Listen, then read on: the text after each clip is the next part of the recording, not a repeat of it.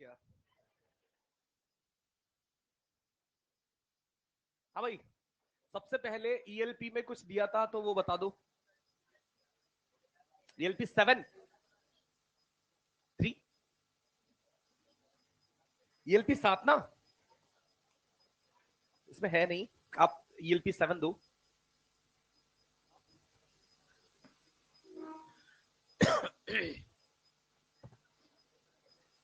ELP number 7 में, ELP 7 में question 1 से 5 में डाउट। ईएलपी 7 में क्वेश्चन 1 से 5 में डाउट। 3 इसमें बोला है कि एक कण घटती गति के साथ वृत्ताकार पथ में चलता है। तो पथ इसने बता दिया कैसा है पथ बेटा, वृत्ताकार। और मान लेता हूं चल कैसे रहा है, एंटी क्लॉकवाइज, घटती गति के साथ, यानी ओमेगा यहां पर कम हो रहा है। कोई भी कण एम द्रव्यमान का।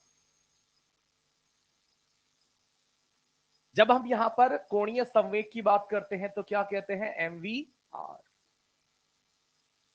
क्योंकि वृत्तीय गति में यहां पर ये वेग स्पर्श रेखीय दिशा में होता है और आर लंबवत होता है।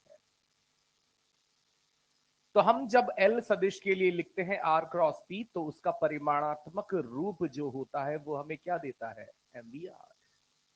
और घटती गति यानी यहां पर वी क्या हो रहा है, कम हो रहा है। आर और एम क्या है, सेम। तो यहां से एल भी क्या होगा, कम। चूंकि हमने कहा कि ओमेगा यहां पर कैसा है, एंटी क्लॉकवाइज, यानी तल के लंबवत बाहर की और अक्षीय सदिश, तो एल की दिशा भी क्या होगी, सेम वही।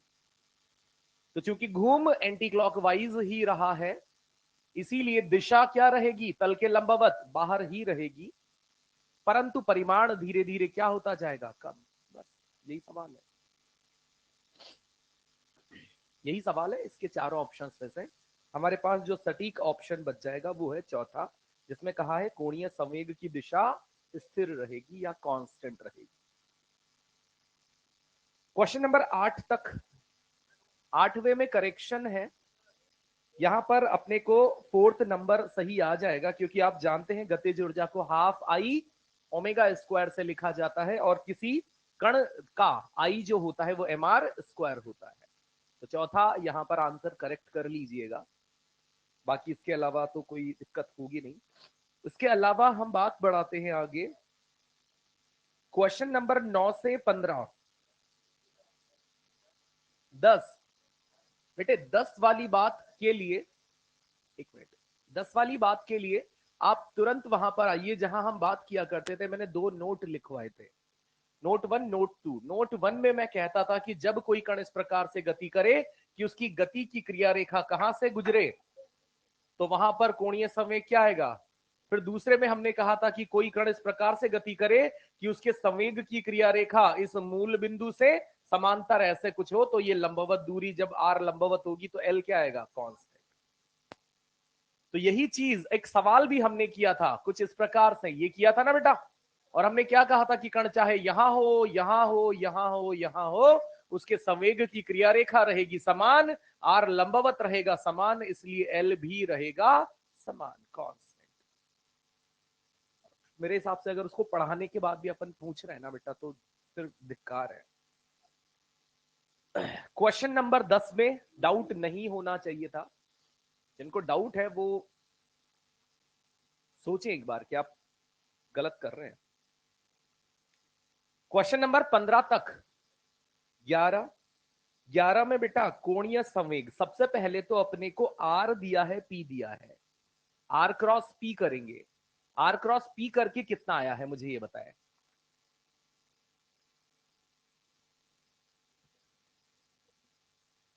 और जे कैप और के कैप के टर्म में आया है, यानी जो आर क्रॉस पी का परिणामी है वो जे कैप और के कैप यानी किस तल में है, वाइजेड तल में। और आप जानते हैं वाइजेड तल किस अक्ष के लंबवत होता है, एक्स अक्ष के लंबवत। तो करना कुछ भी नहीं है, कोणीय संवेग ही निकालना है। आर सदिश और पी सदिश ही दिया है, आर सदिश और पी सदिश का सारणिक के प्रक्रिया से सदिश गुणन ही करना है, और सदिश गुणन का जो परिणामी आएगा वो जे कैप और के कैप के टर्म में कुछ आएगा, और यहां से हम संतुष्ट हो जाएंगे। जे कैप और के कैप मिलके क्या बनाते हैं बेटा, एक वाईजेड तल, और वाईजेड तल अगर ये है और ये क्या कौन सी अक्ष है, एक्स अक्ष, तो निश्चित तौर पर किसके लंबवत हो जाएगा, एक्स अक्ष। तो ये भी बढ़िया सवाल है, इसमें भी सिंपल बात अपने से पूछी गई थी। क्वेश्चन इसके बाद कोई 14 पूछ रहा है, तो पूछ रहा है भाई। इसमें बोला है कि एक घूर्णन गति कोणीय गति 30 सेकंड के समय में 7 से 19 तक बढ़ जाती है, ओमेगा बढ़ गया 30 सेकंड में, तो औसत बलाघूर्ण का परिमाण कितना होगा। तो बेटे हम यहां से क्या कहते हैं कि जो भी संवेग में परिवर्तन डेल्टा एल जो होता है, क्या उसको टाउ डेल्टा टी लिख सकते हैं हम। टाउ की वैल्यू हमें निकालनी है, कोणीय संवेग में परिवर्तन को अपन क्या लिख देते हैं, आई ओमेगा फाइनल माइनस, और डेल्टा टी कितना दिया हुआ है 30, तो सारे मान रख दो, आई शायद दिया हुआ होगा यहां पर।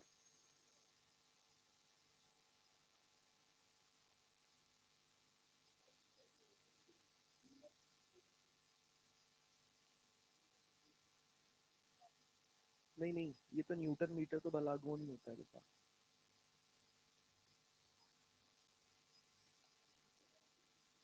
एक मिनट, एक घूर्णी गति में एक वस्तु की कोणीय गति 30 सेकंड के समय में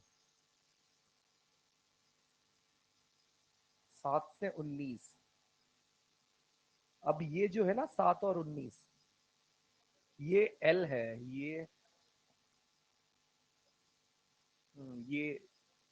L final minus L initial ही है, 19 माइनस 7 12।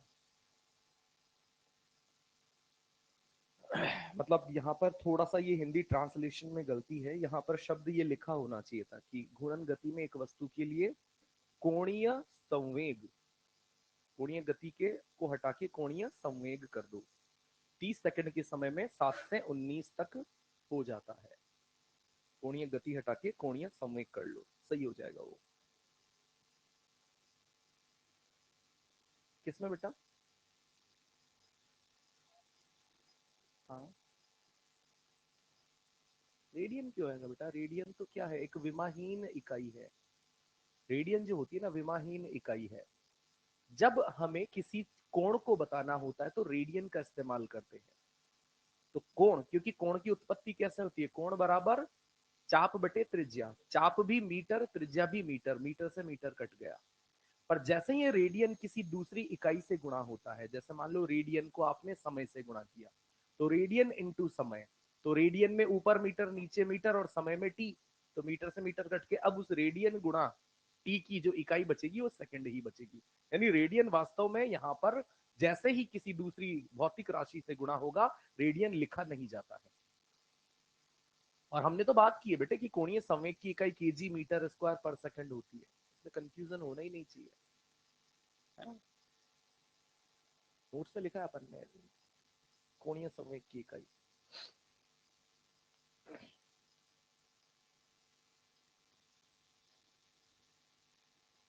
क्वेश्चन 12, बेटे क्वेश्चन 12 में यहाँ पर क्या बोला है, तीन कण दिए हैं ए बी और सी, और ये कहना चाहता है कि ओ के सापेक्ष तीनों कणों का इस पूरे निकाय का कोणीय संवेग क्या चाहिए, जीरो, जीरो राइट।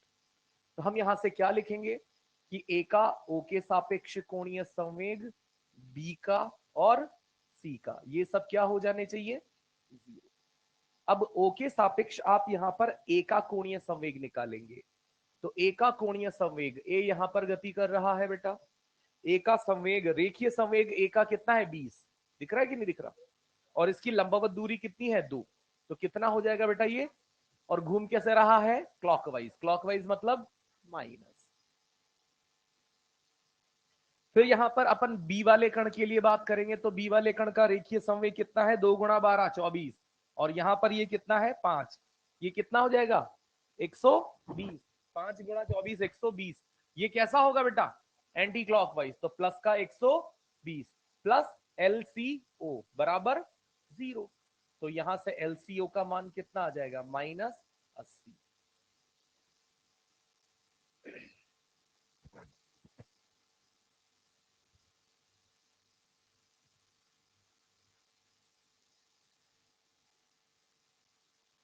क्वेश्चन 16 तक बेटा,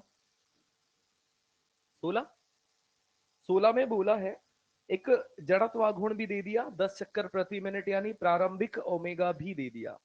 उसकी गति को प्रारंभिक मान के 5 गुना तक बढ़ाने में किया गया कार्य होगा। बेटा कार्य के लिए हम क्या लिखते हैं, गतिज ऊर्जा में परिवर्तन। तो कार्य जब यहां पर हम लिखेंगे W, ये यहां पर लिखेंगे हाफ, आई की जगह 10, और यहां पर क्या लिखा जाएगा, ओमेगा फाइनल का स्क्वायर माइनस, मैं मान लेता हूं ओमेगा इनिशियल ओमेगा है, तो ओमेगा फाइनल कितना हो गया बेटा 5 ओमेगा। तो मैं फाइनल ओमेगा स्क्वायर को क्या लिख दूंगा 25 ओमेगा स्क्वायर, और ओमेगा इनिशियल को, जहां ओमेगा का मान कितना दिया हुआ है 10 चक्कर प्रति मिनट, यानी 10 इंटू 2 पाई/60, ये 20 से कितनी बार कटेगा 3 बार। तो यहां पर ये आ जाएगा 10/2, और ये इंटू 24 ओमेगा स्क्वायर, और ओमेगा का मान पाई/3 का स्क्वायर। इसको सॉल्व कर लेना।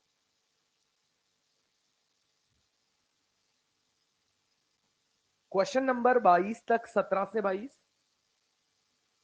18, क्वेश्चन 18 में क्या बोला है,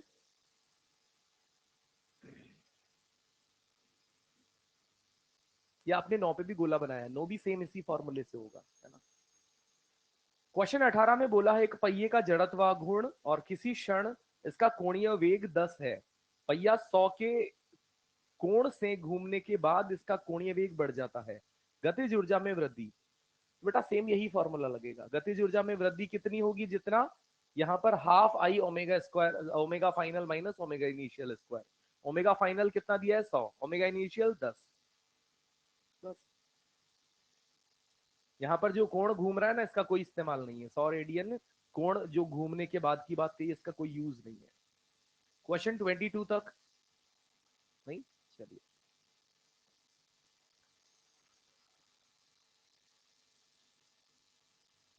कितने लोग ऐसे हैं जिनसे ये पूरे 22 सवाल जिन्होंने किए और सारे हो गए, मतलब ऐसा कि नहीं आए डाउट्स, आंसर थोड़ा बहुत होता है गलती वलती, पर उसके बाद लगभग आ जाते हैं, एक एक दो तीन होने चाहिए, क्योंकि आप देख पा रहे होंगे डिस्कशन के बाद ऐसा कोई कॉन्सेप्ट नहीं होता जो हम शायद नहीं पढ़ते हैं, नहीं जानते, सब चीजें वही होती है। होने चाहिए, कॉन्फिडेंटली होने चाहिए, जितना बेहतर होमवर्क होगा ना, इसी से घर पर सवाल करते दौरान आपकी स्पीड बढ़ेगी, कॉन्फिडेंस बढ़ेगा, कैलकुलेशन में जहां हम उलझते हैं उस कैलकुलेशन को सुलझाने के तरीके डेवलप होंगे दिमाग में। और अगर अपन क्या करेंगे, कोई सवाल हुआ, एक बार किया, आंसर अलग आ रहा है, या बीच में ही अपने को लगने लगा कि यार शायद गलत हो सकता है, आप वहीं अगर ड्रॉप कर देंगे तो थोड़ी सी हैबिट गंदी हो जाती है बेटा। एग्जाम में भी फिर वही होता है, जैसे ही कोई क्वेश्चन करने लगते हैं, अपने को कैलकुलेशन कहीं थोड़ी इधर उधर उल्टी पुल्टी दिखने लगती है, या मन में काफी बार जल्दी जल्दी में अलग अलग लगती है, अपन उसको गिव अप करने का आइडिया बना लेते हैं। और जैसे गिव अप का आइडिया आएगा, अपन 5-6 क्वेश्चन आसान तो वैसे ही छोड़ के आ जाते हैं। थोड़ा सा अपने आप में कॉन्फिडेंस तभी आएगा बेटा जब घर पे प्रैक्टिस करेंगे। आलस नहीं किया करें कभी, जब भी होमवर्क करें, ईएलपी करें, बिल्कुल जूझारू कि नहीं यार आंसर तो आना चाहिए। और ऐसे एक आध सवाल मिल सकते हैं, और मिलेंगे डेफिनेटली, 20 किए हैं तो 20 में से 2 या 3 ऐसे मिलेंगे जिनमें दिक्कत आएगी, पर उनके बाद जो 17 का कॉन्फिडेंस आएगा ना, वो अच्छा आएगा। कोशिश करें, जितना पॉजिटिव रहेंगे मजा आएगा। ईएलपी 8 भी दी थी, तो आगे बढ़ाते हैं। हाँ, मॉड्यूल निकाल लो फटाफट, ईएलपी 8 अगली क्लास में कर लेंगे, फटाफट से मॉड्यूल निकाल लो पहले जल्दी से।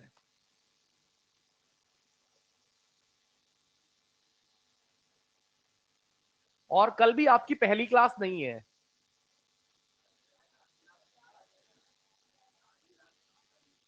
अरे नहीं, तो तुम्हारी आज 1 2 3 क्लास है, फोर्थ नहीं है। तो एक काम करें, अभी रहने दें, अपन चौथी क्लास में मिलेंगे, और मैं मॉड्यूल चौथी क्लास में आके डिस्कस करूंगा, अभी अपन पढ़ लेते हैं।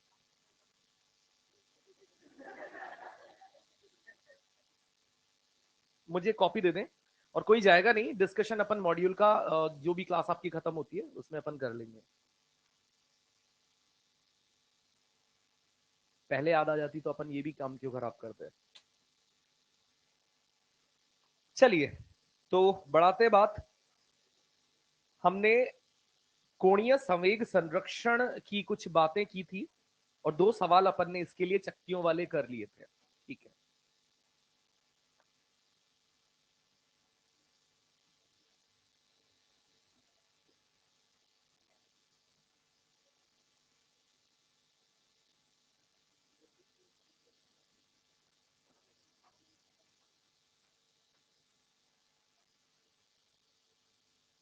आखिरी सवाल का आंसर क्या था? 5/3 ओमेगा नॉट, यही था। चलिए, तो यहां पर अगला सवाल कुछ इस प्रकार से है। एक हमारे पास रिंग है बेटा। रिंग जो है इसका द्रव्यमान मैं कैपिटल एम से, सब लोग ध्यान से सुन लेंगे, कैपिटल एम से त्रिज्या आर से व्यक्त कर रहा हूं, और केंद्र से गुजरती तल के लंबवत अक्ष के परितः ये जो रिंग है ये इस प्रकार से हमने घूमती हुई दिखा दी है किसी ओमेगा नॉट नॉट कोणीय चाल से। फिर क्या हुआ, हम यहां पर गए और जैसे ये चकती ऐसे, ये रिंग सॉरी वलय ऐसे घूम रही है, हम गए और हमने यहाँ पर दो द्रव्यमान, या जैसे होता ना इस घूमती हुई वलय पर हमने या तो मोम टपका कर ऐसे गिरा दिया या प्लास्टिक को पिघलाकर ऐसे टपका दिया। अब वलय घूम रही थी, प्लास्टिक के दो बूंदे अपन ने ऐसे गिरा दी कि एक यहाँ पर एम छोटा एम द्रव्यमान की बूंद यहाँ इस वलय पर चिपक गई, एक यहाँ वलय पर चिपक गई, और जैसे यहाँ पर ये दो एम द्रव्यमान इस वलय के साथ चिपकेंगे इसकी कोणीय गति क्या रह जाएगी? Omega dash. तो हमें बताना है कि अब ये ओमेगा डैश का मान कितना होगा।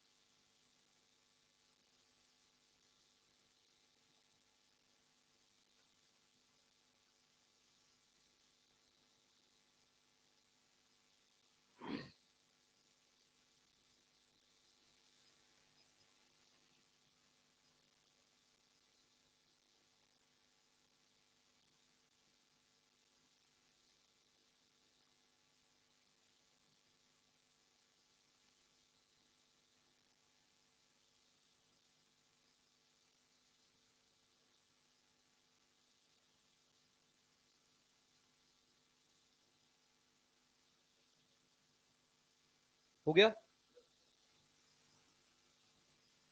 एक वापस से कोई बेकार सा कागज देना, तो खाली पन्ने को मत फाड़ना, कोई भी रफ जो इधर से पीछे से दे दो जिसके पास भी हो, मिल गया।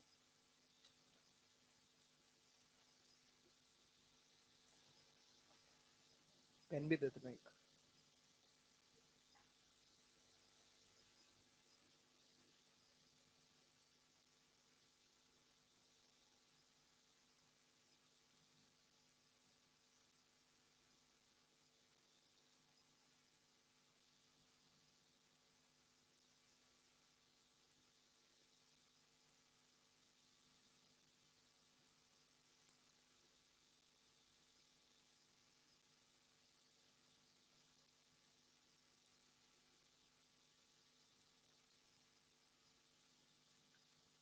हाँ जी, तो इस क्वेश्चन पे आ जाते हैं।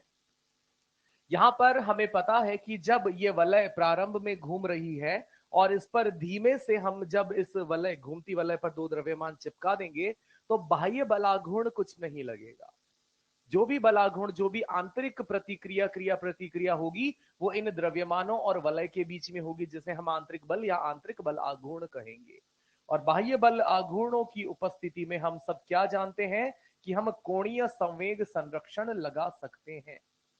और कोणीय संवेग संरक्षण में प्रारंभिक संवेग बराबर अंतिम संवेग, और प्रारंभिक संवेग में यहां पर ये घूमती वलय है और वलय का कोणीय संवेग के लिए आई यानी mr² into omega naught, anti clockwise घूम रहा है तो दिशा एंटी क्लॉकवाइज याद रखें। जो द्रव्यमान प्रारंभ में हमने उस पर टपकाए होंगे वो शुरुआत में विराम पर होंगे, वो घूम नहीं रहे होंगे, इसलिए उनका कोणीय संवेग 0 बराबर।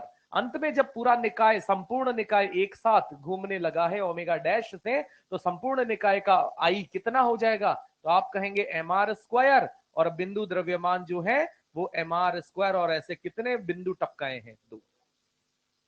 r² कॉमन लेके उड़ा दीजिएगा और यहां पर बच जाएगा m omega naught upon m plus 2m।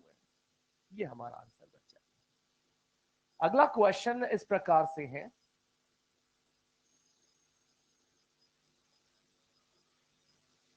क्षैतिज तल में।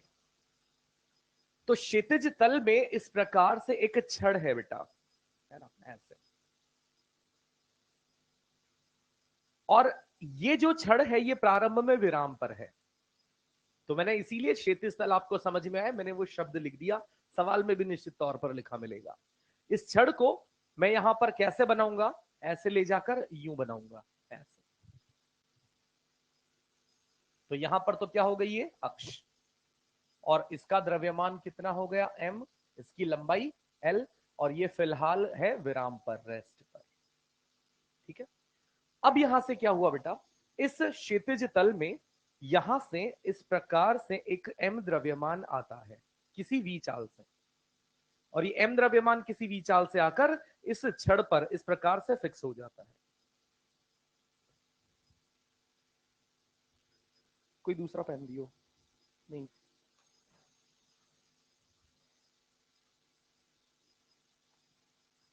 तो यहां पर इस प्रकार से ये फिक्स हो जाता है, और जब ये इस प्रकार से इसको आया, वी वेग से टकराया, इस पर यहां चिपक कर फिक्स हो गया, तो अब क्या ये छड़ को अपने साथ घुमा देगा?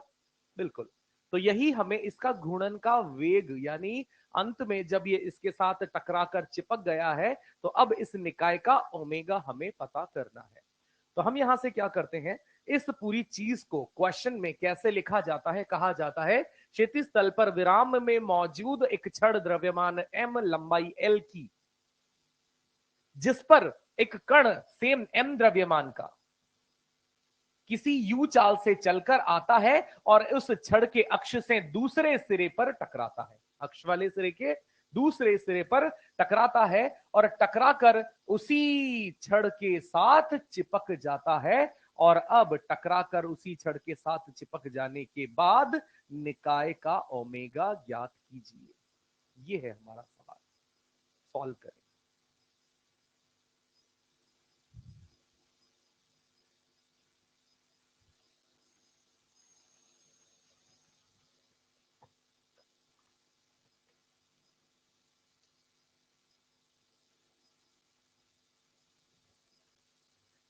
सेम है बेटा,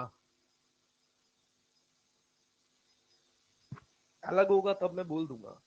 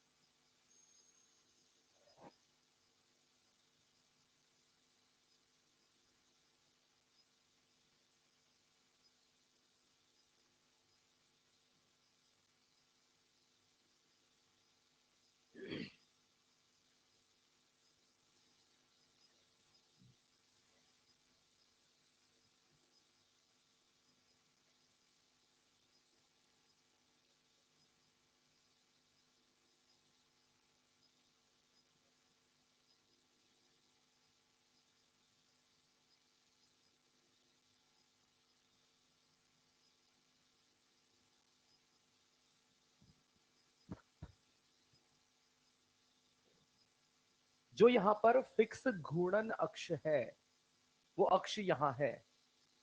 आप चाहें तो इस फिक्स घूर्णन अक्ष को नाम दे सकते हैं ओ। तो जो आप यहां पर कोणीय संवेग संरक्षण यानी कंजर्वेशन ऑफ एंगुलर मोमेंटम लगाएंगे, वो भी किसके अबाउट लगाएंगे? ओ के अबाउट।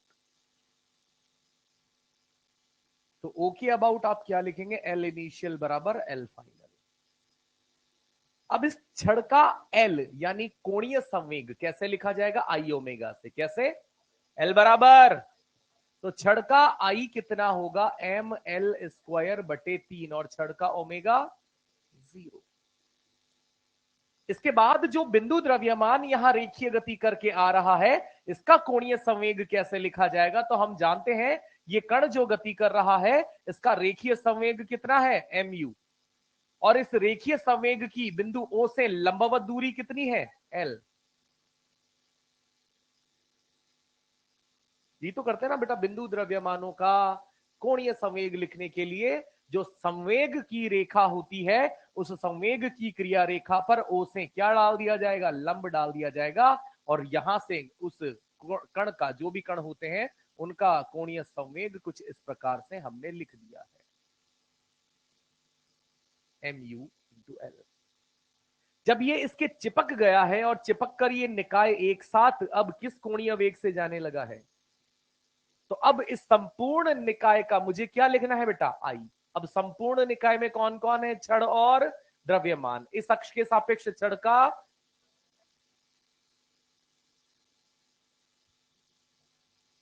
और कण का ml²। कोई आपत्ति किसी को हो किसी भी इस पूरी स्टेप में? ये स्टेप है मेन जड़, जो यहां से हमें संवेग संरक्षण लिखना आना चाहिए और ये बातें हमें करनी आनी चाहिए। कोई दिक्कत? क्यों आई ऐसा लिखा गया है, समझ आ रहा है ये जवाब? क्योंकि अब उस निकाय में छड़ के साथ साथ वो एक कण भी चिपक चुका है, जिसका जड़त्व आघूर्ण किसी बिंदु द्रव्यमान का हम mr² से लिखते हैं, तो वो यहां अक्ष है और यहां दूसरे सिरे पर चिपका है द्रव्यमान। और ये आई हो गया पूरे निकाय का, ये ओमेगा हो गया पूरे निकाय का, और आई और ओमेगा मिलकर निकाय का अंतिम कोणीय संवेग हम लिख चुके हैं। जहां निकाय का प्रारंभिक कोणीय संवेग भी मैंने लिखा था, जिसमें मैंने देखा कि छड़ है पर छड़ प्रारंभ में घूम नहीं रही थी और सिर्फ वो कण चलकर आ रहा था, उस ओ के सापेक्ष चलते उस कण का हमने लिखा है आर लंबवत गुणा पी से, MUL। यहां से मैं ओमेगा फाइनल क्या निकाल लूंगा बेटा? जो चीजें कट रही है काट डालिए, बोले 3u/4l। ये हमारा आंसर आ गया है।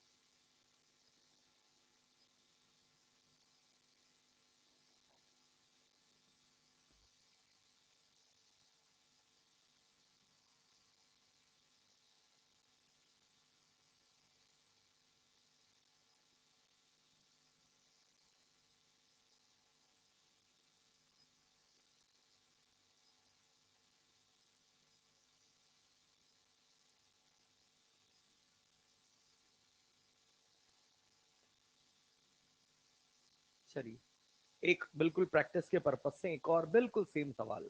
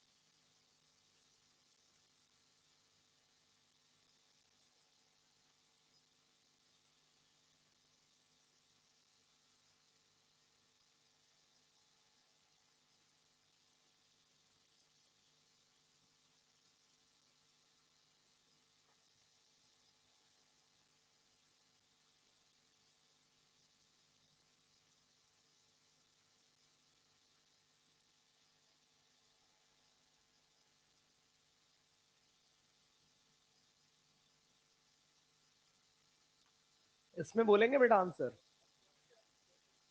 36u/43l, ये आ गया अपना ओमेगा फाइनल।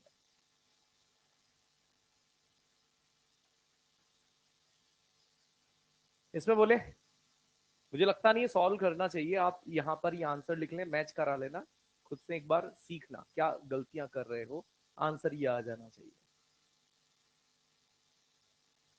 ये सवाल अगला है, बिल्कुल इसमें जैसे अभी तो मैं छड़ रख के ऐसे छड़ से टक्कर मार रहा था किसी कण के साथ, अभी यहां पर क्या रखी है बेटे, एक चकती, और चकती खुद पहले से घूम रही है, कितने से, कैसे, एंटी क्लॉकवाइज, और यहां से ये कण जा रहा है, छोटा एम द्रव्यमान है, ये बड़ा एम, छोटा एम द्रव्यमान यहां यू वेग से जाकर बिल्कुल स्पर्श रेखीय बिंदु पर टकराता है, हाँ के ना, और ये टकराकर चिपक जाता है, और अब ये निकाय, ये डिस्क, ये चकती ओमेगा डैश से घूमती है, तो हमें ओमेगा डैश याद करना है, सोचें।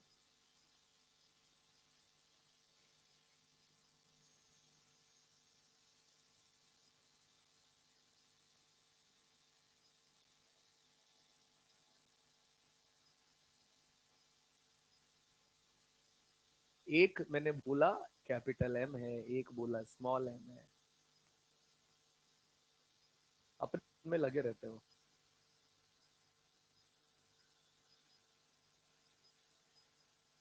क्या कह रहा है फिरंगी?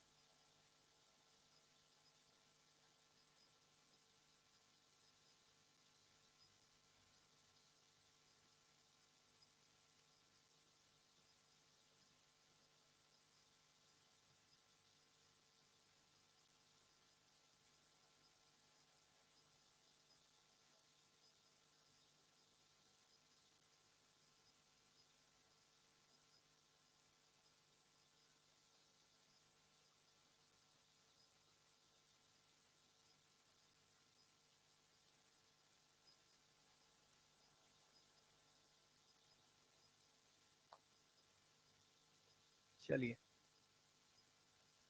तो भैया इसमें हम क्या करेंगे, सबसे पहले हम ये देखेंगे कि टक्कर जिन द्रव्यमानों के मध्य, जिन वस्तुओं के मध्य टक्कर हो रही है, वो डिस्क, एक चक्ति और एक बिंदु द्रव्यमान है, पर इस निकाय की दृष्टि से देखा जाए तो ये क्या है, आंतरिक बल या आंतरिक बल आघूर्ण, यानी इसीलिए अभी भी मैं यहां पर इस निकाय, इस घूमते हुए निकाय के लिए क्या संरक्षित कर सकता हूं, कंजर्वेशन ऑफ, इस घूर्णन अक्ष के सापेक्ष, इस घूर्णन अक्ष के सापेक्ष जब मैं एंगुलर मोमेंटम कंजर्व करूंगा, तो चक्ति का एंगुलर मोमेंटम क्या लिखूंगा बेटा, एम आर स्क्वायर बटे 2 ओमेगा नॉट, और ये ओमेगा नॉट एंटी क्लॉकवाइज है तो प्लस में लिखेंगे ना बेटा, प्लस में।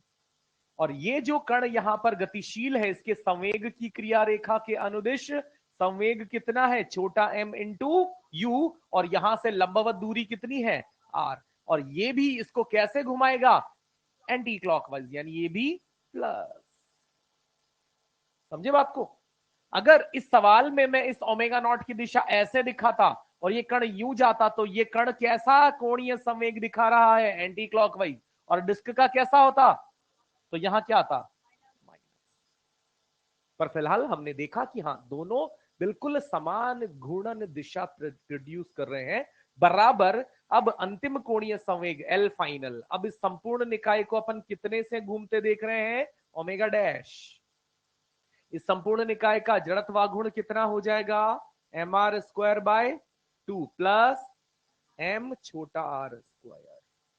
इसको सॉल्व कर लो, कैसे कर लेंगे, आर कॉमन ले लेता हूं, और आर कॉमन लेने के बाद यहां पर नीचे 2 एलसीएम भी ले लेता हूं, और ये बन जाएगा M R omega not plus 2 mu। यहां 2 एलसीएम ले लेता हूं, और ये बन जाएगा M R square plus 2m। R square को भी मैं बाहर निकाल लेता हूं, ओमेगा डैश। जो कट रही है चीजें वो काट डालिए और आंसर आ जाएगा। बस बस।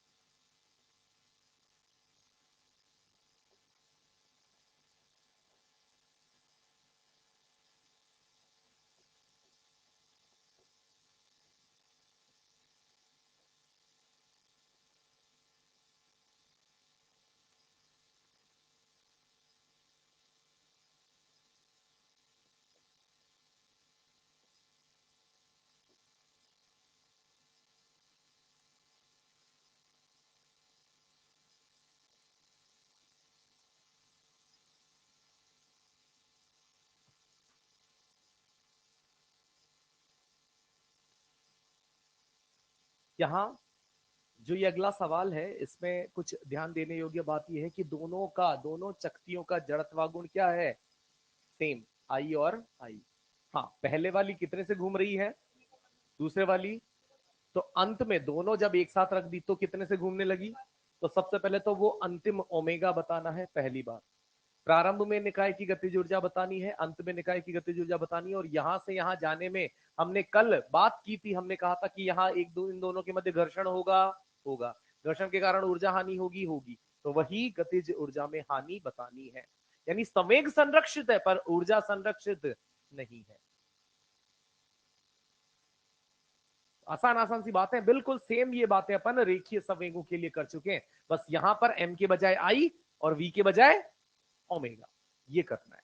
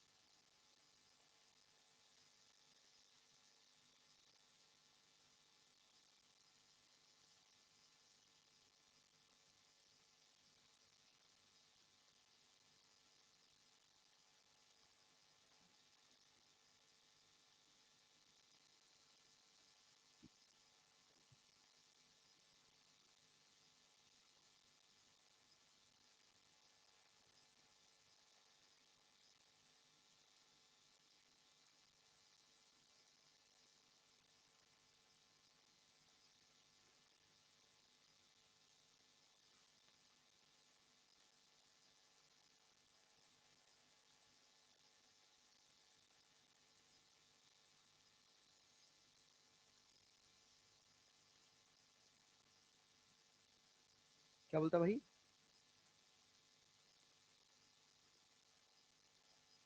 ओमेगा,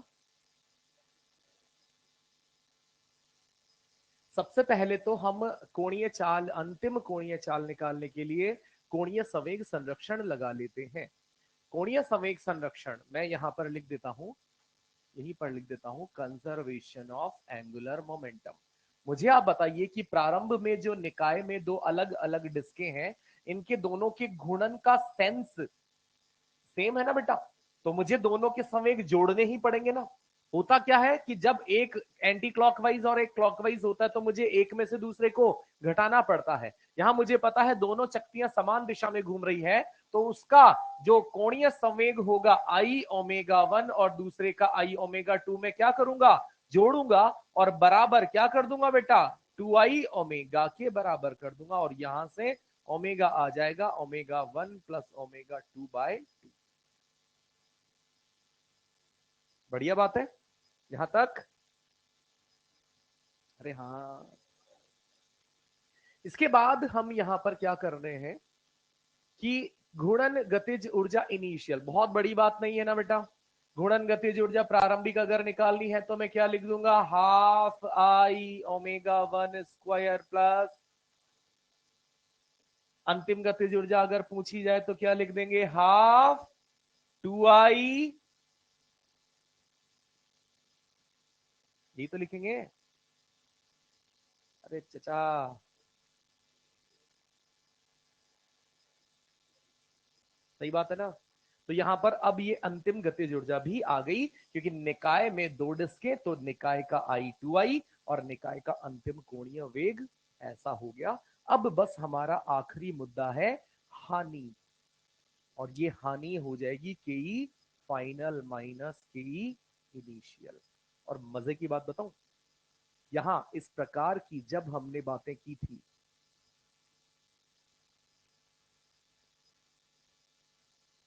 पढ़ा लिखा होगा तो आपको याद आ जाएगा।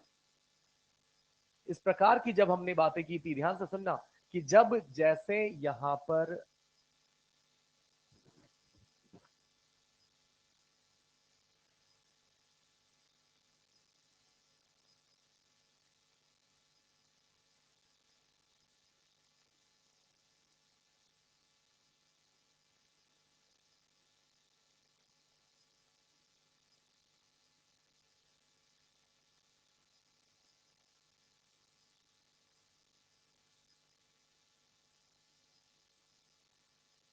और इस निकाय में लॉस इन काइनेटिक एनर्जी जब हम कहते थे तो हम कहते थे हाफ म्यू यू रिलेटिव का। क्या वैसी ही परिस्थिति है कि कोई द्रव्यमान m1u1 से जा रहा है, m2u2 से जा रहा है, और दोनों अंत में एक कॉमन वेग से जाने लगे हैं? तो यहां इस परिस्थिति से इस परिस्थिति में आने में गतिज ऊर्जा में मैंने पहले भी कहा था लॉस है। लॉस क्यों है? क्योंकि ये इस प्रकार की टक्कर है जिसे हम क्या कहते हैं, अप्रत्यास्थ टक्कर। और अप्रत्यास्थ टक्कर में गतिज ऊर्जा में हानि क्या होती है, अधिकतम। क्या होती है? क्योंकि यहां पर टक्कर के बाद दोनों चीजें, दोनों गेंदे, दोनों वस्तुएं वापस दूर नहीं जाती है, चिपक कर एक साथ चलने लग जाती है। और इसको आप इस तरीके से जानते हैं कि म्यू का मान, और यू रिलेटिव में क्या समझते हैं बेटे, पीछे वाली वस्तु तेज चलती है ना, तो u1 माइनस u2, ये यू रिलेटिव होता है। ऐसा आता था, आता था। सेम काम जब आप यहां इसमें से इसको घटाएंगे, फाइनल में से इनिशियल को घटाएंगे, तो आंसर क्या आना चाहिए बोलो, हाफ आई, आई नहीं, म्यू की जगह क्या आएगा, I into I upon I plus I, यानी आई स्क्वायर बटे 2i। एक आई से आई कटा तो आई बटे 2। और यहां क्या आएगा, ओमेगा 1 माइनस ये आएगा। अब किसी को लगता है नहीं आएगा तो उसके सामने समाधान है, घटा के वो देख सकता है आराम। आएगा वही म्यू, जैसे म्यू निकालने की तकनीक होती है ना बेटा, m1 m2 upon m1 plus m2, वैसे आई में म्यू कैसे निकलेगा, i1 i2 अपॉन, और दोनों आई फिलहाल हमने यहां पर क्या दिए हैं, समान दिए हैं। तो आंसर यहां से 1/2 करके 4 हो जाएगा, नीचे आप लिखना चाहो या वैसे ऐसे लिखे रहने दो, ये ज्यादा बढ़िया है।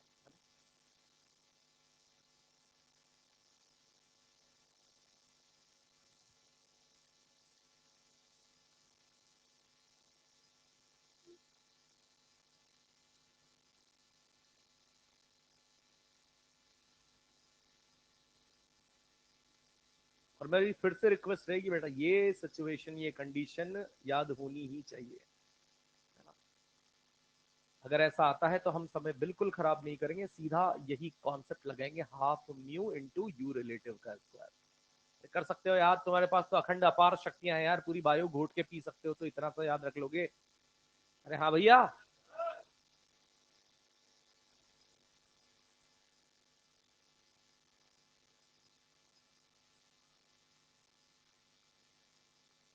एक सवाल मैं यहाँ पर इस पर करवा देता हूं, ताकि अपने को ये कॉन्सेप्ट इस्तेमाल करने में और बेहतर कॉन्फिडेंस आए। सुनिएगा, यही लिख देता हूं। क्वेश्चन है, इसमें बोला है कि अपने को दो डिस्कें हैं सिमिलर। सिमिलर डिस्कों का मतलब दोनों का आई क्या हो गया बेटा, सेम। तो यहां भी मैं लिख देता हूं आई, यहां भी लिख देता हूं आई। इसके बाद कहा है कि एक हमारी डिस्क है, ये घूमती है ओमेगा से क्लॉकवाइज, और एक डिस्क है ये घूमती है 2 ओमेगा से एंटी क्लॉकवाइज। फिर कहा है कि अब इन दोनों डिस्कों को एक के ऊपर एक रख दिया गया है, ऐसे जैसे वहां रखा है, और अब ये संपूर्ण निकाय किसी एक साथ फाइनल ओमेगा ओमेगा फाइनल से घूमने लगा है। तो आपको बताना है लॉस इन काइनेटिक एनर्जी।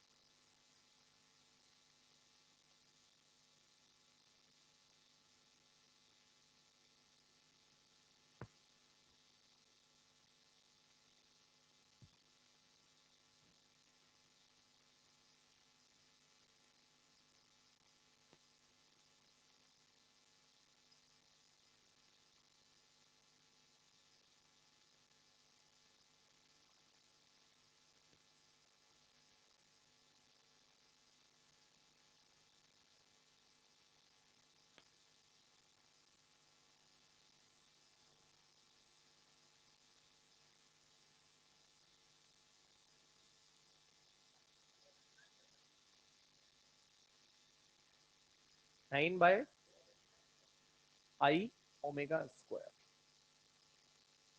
बढ़िया। तो हम जब यहां पर लॉस के लिए ये फॉर्मूला लगाएंगे, ये फॉर्मूला लगाएंगे, तो जब चूंकि समान आई है तो I1 upon sorry I upon I plus I क्या हो जाएगा, I/2। तो हम यहां से क्या लिख देंगे उस लॉस के लिए, हाफ I/2 इनटू, अब आता है किसकी बारी, ओमेगा रिलेटिव की। अब एक कैसे घूम रहा है और एक कैसे, दोनों की क्या विपरीत दिशाएं हैं, और विपरीत दिशाओं में चलते वस्तुओं के लिए रेखीय, जब हम रिलेटिव वेलोसिटी की बात करते हैं तो क्या कर देते हैं, जोड़ देते हैं, जुड़ जाती है। जैसे यहां पर समान दिशाओं में थी ओमेगा 1 ओमेगा 2, तो हमने घटा दिया था, कहां ये रहा। अभी एक यहां पर क्लॉकवाइज एक एंटी, बिल्कुल इसी वजह से अपन ने दिखाया था कि ताकि अपने को ये बात समझ में आए। तो यहां ओमेगा और 2 ओमेगा जब विपरीत दिशाओं में होगा तो जुड़ जाएगा, तो कितना हो जाएगा, 3 ओमेगा। सीधा सीधा हमारा आंसर 9/।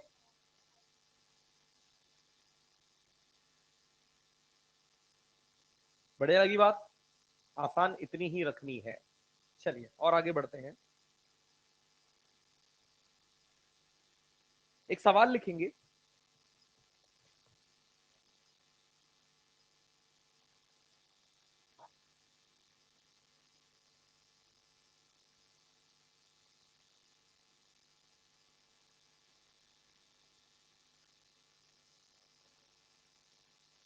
लिखे, एक घूर्णन करती वस्तु के लिए, एक घूर्णन करती वस्तु के लिए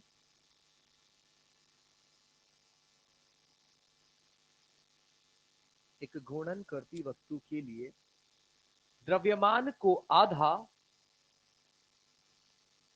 द्रव्यमान को आधा एवं घूर्णन त्रिज्या को 2 गुना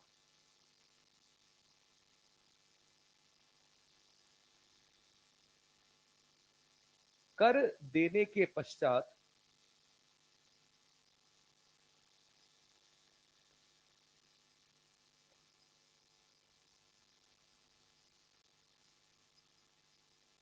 प्रारंभिक एवं अंतिम गतिज ऊर्जाओं का अनुपात ज्ञात करो।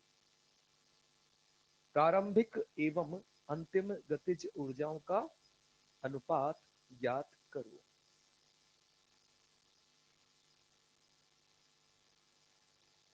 ब्रैकेट में लिख ले ताकि सवाल अपने को पूर्ण परिपक्व नजर आए। ब्रैकेट में लिख ले, बिना किसी बल आघूर्ण के, है ना, ताकि अपने को पता लगे कि हम संवेग संरक्षण लगाएंगे तो क्यों लगाएंगे। कारण सहित यहां पर हमने लिख लिया कि बिना किसी बल आघूर्ण के, बस अचानक हमने द्रव्यमान को आधा, घूर्णन त्रिज्या को 2 गुना कर दिया।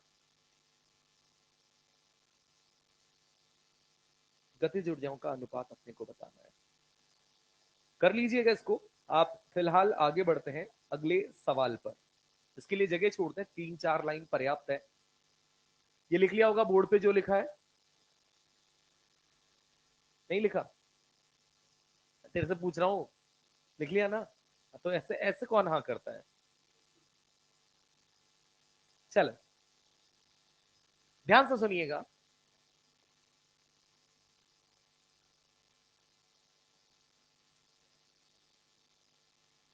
क्या बोल रहा बेटा?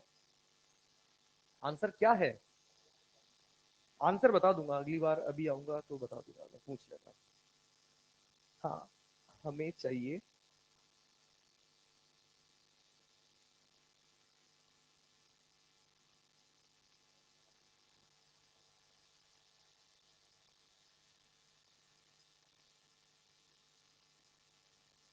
एक चकती, और इस चकती पर कुछ कुछ बातें हैं जो हम यहां पर लिख लेते हैं। आई इसका जड़त्व आघूर्ण है, आर इसकी त्रिज्या है।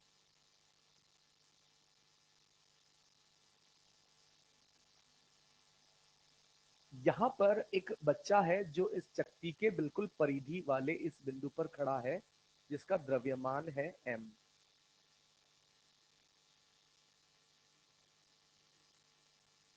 चलिए, कुछ बातें हैं इसमें लिखनी पड़ेगी, ये चीजें सवाल लिखना पड़ेगा।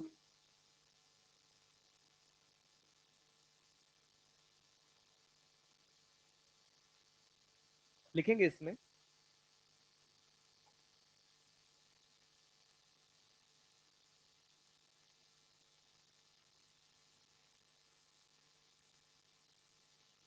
चित्रानुसार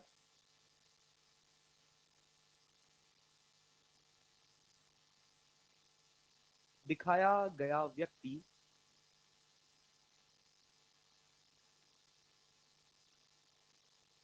चित्रानुसार दिखाया गया व्यक्ति चकती की परिधि पर, चकती की परिधि पर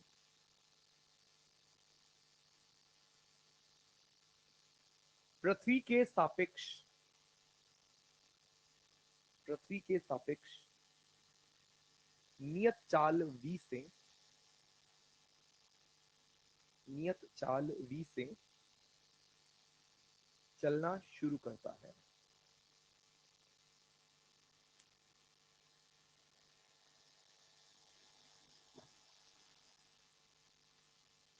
तो चकती की कोणीय चाल ज्ञात करो।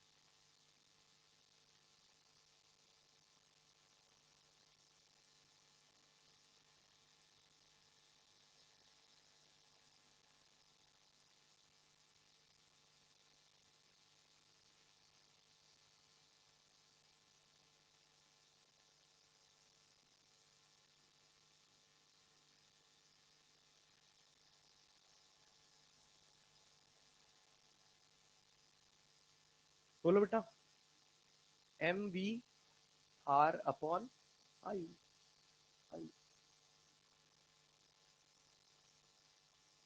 कैसे करेंगे? अभी फिलहाल ये व्यक्ति इस चक्ति पर विराम पर खड़ा हुआ है ना? तो हमने कह दिया कि सारा का सारा निकाय फिलहाल रेस्ट पर है।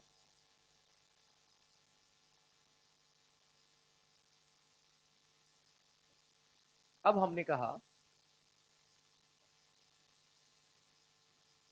कि यदि ये अब इस निकाय पर आदमी इस परिधि पर चलने लगता है तो कैसे चलाएं आदमी को? Clockwise anti clockwise?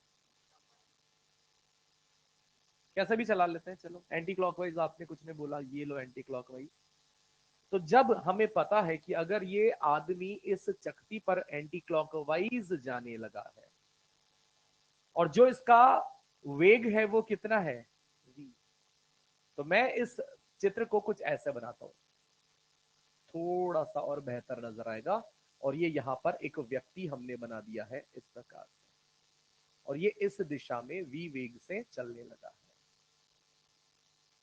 तो आदमी चलने के लिए इस चक्ति पर बल लगाएगा, घर्षण, और आदमी पर घर्षण बल आगे और चक्ति पर पीछे। तो चक्ति कैसे घूमने लगेगी? क्लॉकवाइज। कितने से? ओमेगा। हमने कहा कि पृथ्वी के सापेक्ष, यानी जो कुछ भी यहां वेग वगैरह देखे जा रहे हैं वो सब कहां से देखे जा रहे हैं? धरातल से। तो धरातल के सापेक्ष ये यहां v वेग से चल रहा है और धरातल ही के सापेक्ष ये ओमेगा से घूमने लगा है, जहां हम लिख सकते हैं कि प्रारंभ में एल इनिशियल जो है वो क्या है? 0। और अगर यहां पर बाह्य कुछ नहीं हो रहा है, जो है आंतरिक है, आंतरिक है तो नेट टॉर्क क्या रहेगा? 0। और नेट टॉर्क 0 रहेगा तो कंजर्वेशन ऑफ एंगुलर मोमेंटम से एल फाइनल भी क्या होना चाहिए? 0।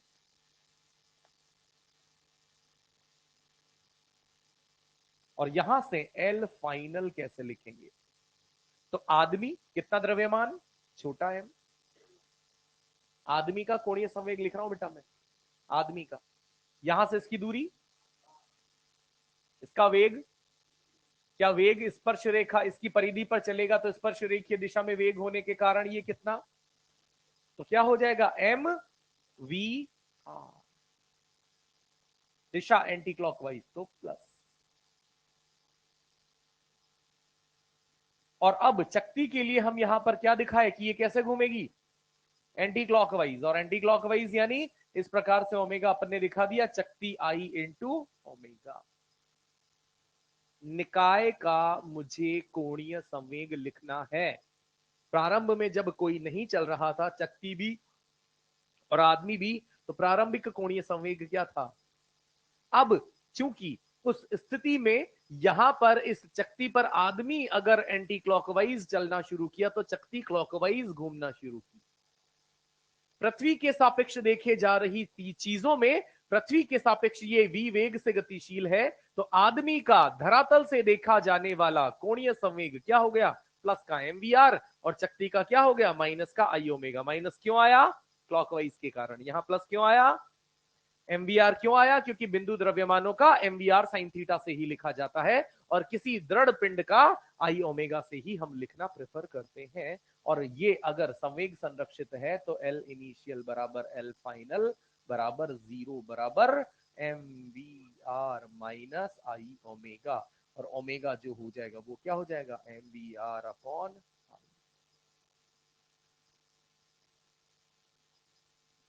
सही है। तो यहां से अब आपको ये बताना है, इसी सवाल का सेकंड पार्ट ये बताना है, सेकंड पार्ट बताना है। जैसे मान लो इस चक्ति पर मौजूद इस बिंदु को मैं ए ओ कह देता हूं बेटा। चक्ति पर ओ नहीं, कुछ और बोल देते हैं, पी बोल देते हैं। ओ तो अपन केंद्र को बोल देते हैं। अब क्या होगा बेटा, ध्यान से समझना।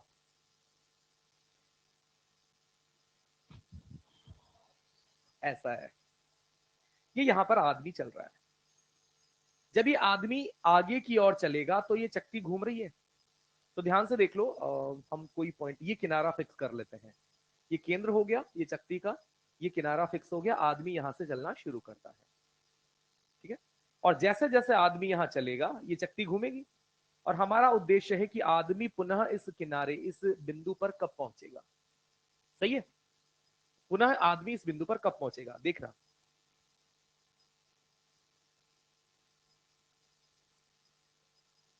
इस तरीके से तो क्या हुआ, ये चक्ति भी घूमी और आदमी भी चला, और वापस जिस किनारे पर आना हमने तय किया था उस किनारे पर आ गए। तो मुझे एक बात बताइए, क्या चक्ति ने पूरा एक चक्कर किया? नहीं। क्या आदमी ने पूरा एक चक्कर किया? नहीं। पर चक्ति के सापेक्ष आदमी ने चक्कर पूरा किया, हाँ, चक्ति के सापेक्ष।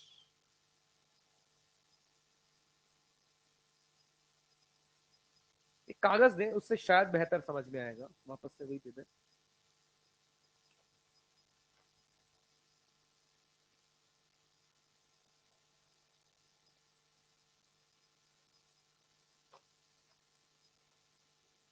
देखिएगा, एक और पेन हम बना देते हैं इस कागज पर, यहां पर, कि प्रारंभ में आदमी यहां पर था, है ना? ताकि आपको याद रहे कि इस जगह पर था, और यहां से ये चलना शुरू करता है। और हमने क्या देखा कि जैसे जैसे ये चलेगा ये चक्ति, कागज भी घूमेगा। अब देख लेना, ये वाला जो आदमी मैंने चलाया है फिलहाल यहां से चलाया है ना। जब ये चलता गया ये कागज भी साथ के साथ घूमता गया, ये रहा। इस कागज के सापेक्ष जहां से चला था ये आदमी वापस अपनी पुरानी स्थिति पर पहुंच गया। और हम जानते हैं कागज का किनारा जो यहां था, यहां से घूमकर यहां गया है। आदमी भी यहां से जो चला था वो यहां गया है, यानी कुछ घूर्णन का काम किसने किया?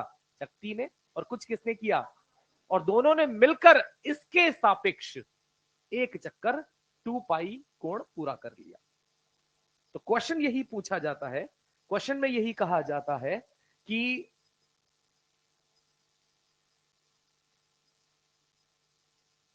व्यक्ति को पुनः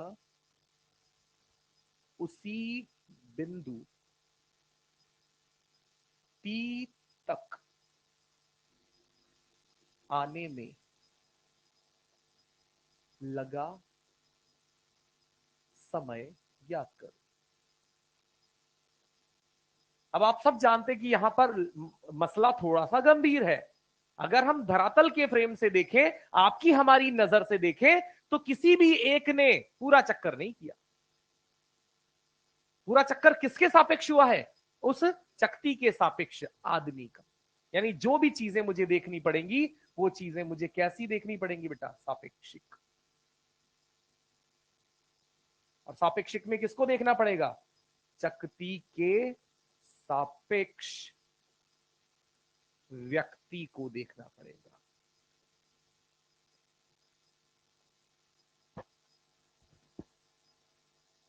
और इसीलिए जब सापेक्ष की बात होती है तो हम यहां से क्या देखेंगे बेटा? V relative.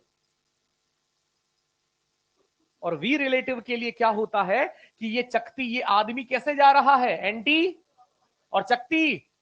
और जब विपरीत दिशाओं में दो चीजें जाती है तो कोणीय वेग, सॉरी, सापेक्षिक वेग के लिए दोनों वेगों को जोड़ दिया जाता है। तो बताइए आदमी का रेखीय वेग क्या है? v। और चक्ति के इस बिंदु का रेखीय वेग क्या है? Omega R. है कि नहीं है? और इस परिधि पर चलने वाली कुल सापेक्षिक दूरी कितनी है? 2 पाई आर। बोलो हाँ के ना। चक्ति के सापेक्ष मुझे पूरा परिधि कवर करना है, यानी सापेक्षिक तौर पर मुझे 2 पाई आर ही चलना है। पहले यहां इन दोनों बातों को समझो, सुनो और बताओ कि यहां पर ये दोनों चीजें समझ में आती है कि नहीं आती है। बिना सापेक्षिकता के आप यहां पर सीधा नहीं पता लगा सकते हैं, पर चीजें कठिन नजर आएंगी। और सापेक्षिक तौर पर सोचूं, डिस्क के सापेक्ष सोचूं, क्योंकि मेरा टारगेट डिस्क पर है न कि जमीन पर। मुझे ये नहीं कहा कि जमीन के सापेक्ष एक चक्कर करके दिखा, मुझे कहा चक्ति के सापेक्ष एक चक्कर करके दिखा। तो जब चलने लगा तो मेरे चलने से चकती भी चली, और कुछ चकती ने तय किया, कुछ मैंने तय किया, दोनों ने मिलकर पूरा एक चक्कर 2πr तय किया, दोनों ने मिलकर पूरा एक चक्कर। कुछ चकती ने चला, कुछ मैंने चला, तो जो मैंने चला वो v, जो चकती ने चला वो ओमेगा आर वेग से चला। हाँ के ना? दोनों ने मिलकर सापेक्षिकता के उस नियम से यहां पर जब पूरा एक चक्कर चला तो समय कितना लगा, तो समय बराबर दूरी बटे चाल, दूरी चाल, क्या बोलते हो?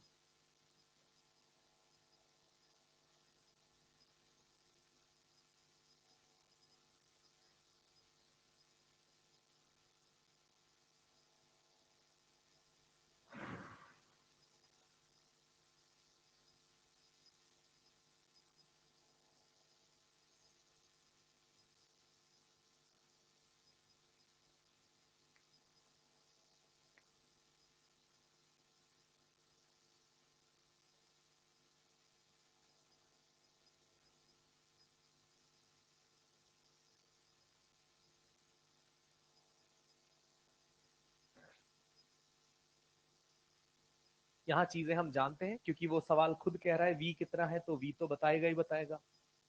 ओमेगा हम निकाल चुके हैं ऑलरेडी, तो अगर जरूरत पड़ती है तो इस ओमेगा को एज इट इज यहाँ टप से उठा के रख देंगे, है ना। आर दे रखा है, आर दे रखा है, आई दे रखा है, और एम दे रखा है छोटा वाला, और इसका वेग वी दे रखा है। ये चारों बातें बता रखी है और सारी चीजें हमें पता भी है।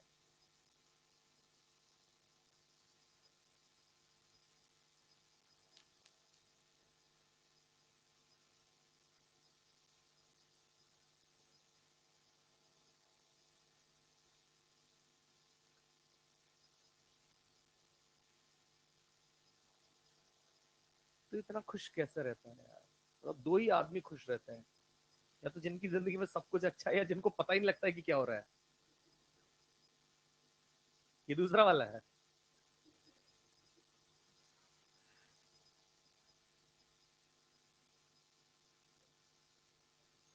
हाँ, इससे नहीं, वो तो वो बड़े फैन थे इसके यार, वो हमेशा इसकी बातें सुनाते थे, इसकी कहानियां, किससे मतलब 2 मिनट ही मिले पर वो इसकी बातें जरूर बताते थे हमेशा। DSP sir.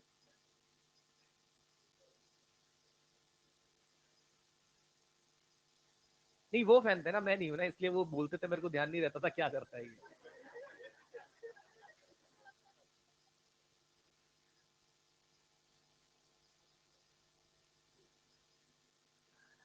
हाँ बेटा, बड़े आगे। एक सवाल के साथ जो हमने सीखा है उसको अप्लाई करके देखते हैं। नीट में आया हुआ सवाल है, बिल्कुल इसी कॉन्सेप्ट पर।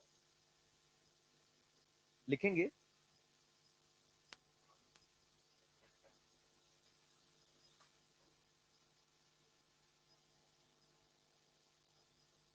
लिखेंगे।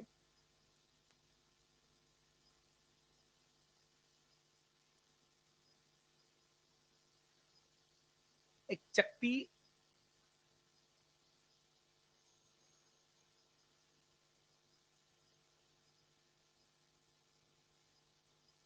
जिसकी त्रिज्या 1 मीटर, एक चकती, कॉमा लगा के लिखना, फिर उसके बाद एक चकती कॉमा लगा के, जिसकी त्रिज्या 1 मीटर, वह एम ओ आई 100 kg मीटर स्क्वायर है, 100 kg मीटर स्क्वायर है। फिर कॉमा लगाना। अपनी ज्यामितीय अक्ष के सापेक्ष घूर्णन करती है, कर सकती है, अपनी ज्यामितीय अक्ष के सापेक्ष घूर्णन कर सकती है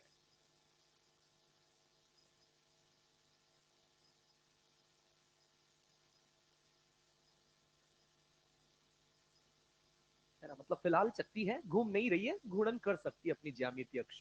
ज्यामितीय अक्ष जब भी हम बोलेंगे तो क्या हो जाएगी? केंद्र से गुजरने वाली तल के लंबवत अक्ष ज्यामितीय अक्ष हो जाएगी। मोमेंट ऑफ इनर्शिया भी दिया है, उसकी त्रिज्या भी दी है, बिल्कुल इसी तरीके से, है ना। फिर यहां पर अपने से कहा गया, एक 25 kg का बच्चा, एक 25 kg का बच्चा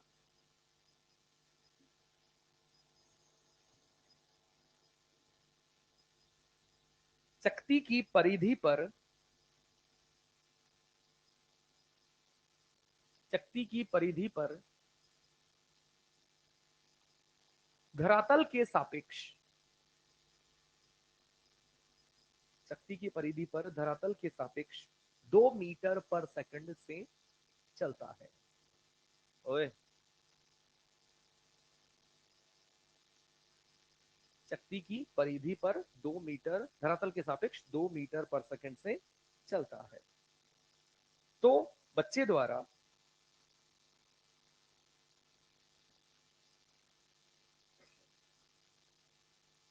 तो बच्चे द्वारा चकती के सापेक्ष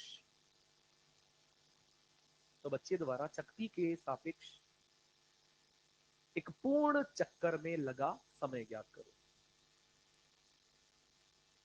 तो बच्चे द्वारा चकती के सापेक्ष एक पूर्ण चक्कर में लगा समय ज्ञात करो।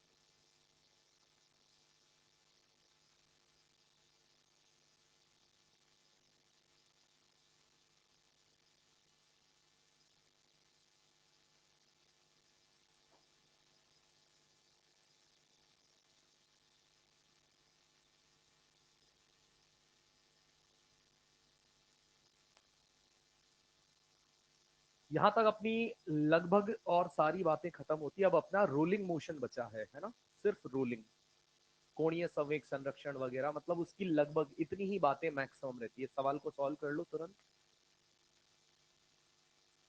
नहीं, सॉल्व तो कर लो भाई, ये तो अभी बता दूंगा, अगले में फिर कौन ये सब दोबारा लिखेगा। मॉड्यूल डिस्कस कर दूंगा, एक आध सवाल एक्स्ट्रा और है वो भी बता दूंगा।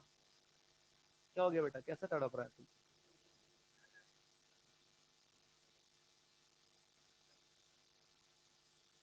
जाने नहीं।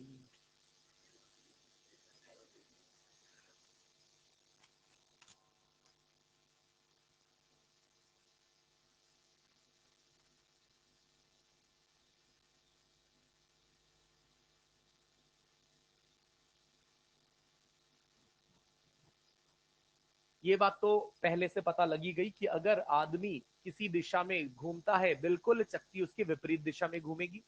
विपरीत दिशा में घूमेगी तो सापेक्षिक वेग दोनों जुड़ेंगे, जुड़ेंगे तो v प्लस ओमेगा आर हो जाएगा। चक्ति के सापेक्ष चक्कर एक ही करना है तो सापेक्षिक दूरी भी इतनी हो जाएगी। जो जो चीजें दे रखी है वो मैं यहां पर समेट देता हूं। 2 पाई आर का मान, वेग कितना, 2, क्योंकि ये v सापेक्षिक वेग ही है जो दे रखा है ना। नहीं, v धरातल के सापेक्ष वाला वेग है जो दे रखा है, 2। ओमेगा निकालना पड़ेगा, आर का मान 1 है ना। सारा काम यहाँ पर इस ओमेगा पर टिका हुआ है, और ओमेगा भी कोई बड़ी बात नहीं है। यही सेम चक्ति एम वी आर लिख देंगे आदमी का, आई ओमेगा लिख देंगे चक्ति का, और यहां से एम वी आर बोलो, द्रव्यमान 25, वेग 2, आर और आई कितना हो जाएगा, 1/2, है ना।